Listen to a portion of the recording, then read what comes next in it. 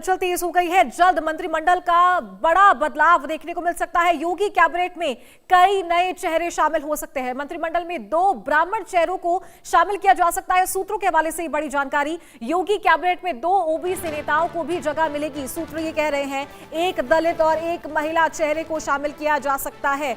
तो यूपी में 2027 से पहले जातीय समीकरण साधने की बड़ी तैयारी हो रही है।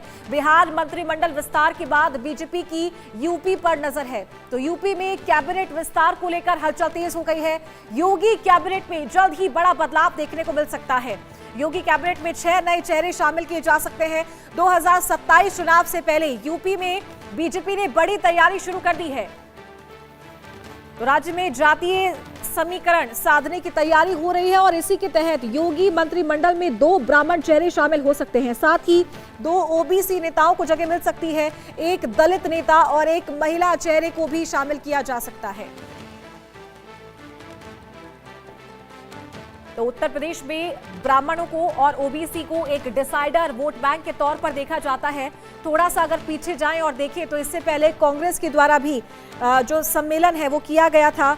हालांकि कोर वोट बैंक ब्राह्मण जो है वो भारतीय जनता पार्टी का माना जाता है, लेकिन उसे साधने के लिए सपा और कांग्रेस के द्वारा भी पुरजोर मेहनत की जा रही है। जातीय समीकरण एक बड़ा मुद्दा है और एक बड़ा पहलू माना जाता है उत्तर प्रदेश की राजनीति में। और ठीक चुनाव से पहले यानी कि 2027 में उत्तर प्रदेश विधानसभा चुनाव है और उससे पहले जातीय समीकरण बैठाने की कोशिश यहां पर की जा रही है। बिहार मंत्रिमंडल का विस्तार हुआ, अब पश्चिम बंगाल में सरकार का गठन हो चुका है और शपथ ग्रहण समारोह है और उसके बाद ठीक उत्तर प्रदेश पर भारतीय जनता पार्टी की नजर है। यहां पर किस तरीके से जातीय समीकरण बैठाना है ये देखना होगा। 2 ब्राह्मण चेहरों को मंत्रिमंडल में जगह मिलेगी। साथ ही एक दलित नेता होगा और एक महिला चेहरे को भी शामिल किया जा सकता है। साथ ही 2 ओबीसी नेताओं को मंत्रिमंडल में शामिल किया जा सकता है। हालांकि विपक्ष के द्वारा इस मुद्दे को जरूर भुनाया जाएगा कि अब चुनाव से पहले ये बदलाव किया जा रहा है, जबकि अभी तक मंत्रिमंडल का विस्तार नहीं किया गया था। तो ये मुद्दा भुनाने की कोशिश जरूर विपक्ष पार्टियां करेंगी। तो योगी कैबिनेट में 2 ओबीसी नेताओं को जगह मिल सकती है। ज्यादा जानकारी के साथ संवाददाता निकिता सुरीन हमारे साथ जुड़ गई हैं। निकिता, मंत्रिमंडल में बड़ा बदलाव होने जा रहा है। ठीक 2027 में चुनाव होने जा रहे हैं, उससे पहले 2 ब्राह्मण चेहरों को शामिल किया जा सकता है, 2 ओबीसी और एक दलित नेता और एक महिला। कौन रेस में आगे चल रहा है और कब तक ये बड़ा बदलाव देखने को मिल सकता है? देखिए, उत्तर प्रदेश सरकार में जो मंत्रिमंडल विस्तार है वो अगले 10 दिन में होने की पूरी उम्मीद जताई जा रही है। ऑल्दो यहाँ पर जो सारी चीज़ें हैं वो केंद्र में फाइनलाइज्ड हो चुकी हैं, बस फाइनल स्टैंपिंग होनी है, डिक्लेरेशन होना है। और मैं आपको बता दूं कि इस बार जो विस्तार है वो फेरबदल वाला जाहिर है होगा, लेकिन इसमें कुछ अगर चेहरे एड ऑन होंगे तो घट भी सकते हैं।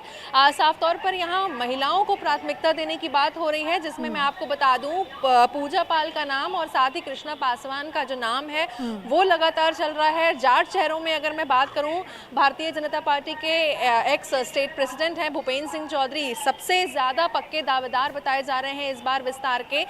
साथ ही साथ समाजवादी पार्टी से जो बागी विधायक हैं मनोज पांडे ब्राह्मण चेहरा है और ये कहा जा रहा है कि ब्राह्मणों के बीच एक अच्छा मैसेज जाएगा अगर उनको यहाँ पर एक जगह मिलती है इस विस्तार में। साथ ही साथ आपको बता दूं कि उत्तर प्रदेश कैबिनेट में मंत्री हैं जेपीएस राठौर और साथ ही साथ दयाशंकर सिंह।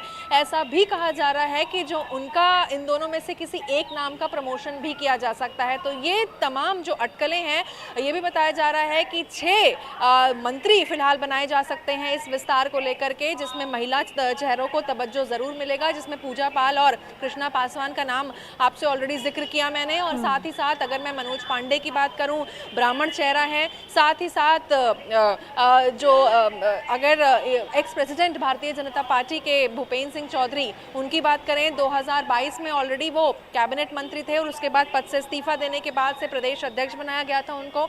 और उसके बाद सबसे मजबूत फिलहाल दावेदारों की अगर मैं बात करूं तो पूजा बाल, भूपेंद्र सिंह चौधरी और मनोज पांडे, ये नाम सबसे ज़्यादा चर्चा में है। और साथ ही साथ अगर मैं महिलाओं की बात करूं तो साफ तौर पर उसमें पूजा पाल और कृष्णा पासवान का नाम सबसे ज़्यादा इस मंत्रिमंडल विस्तार में फेरबदल के लिए चल रहा है। और साथ ही साथ 27 की जो तस्वीर है वो ऑलरेडी साफ होगी इस विस्तार को लेकर के। तो अगले 10 दिन में जो मंत्रिमंडल विस्तार है उत्तर प्रदेश में, बड़ा फेरबदल वो सभी के सामने होगा।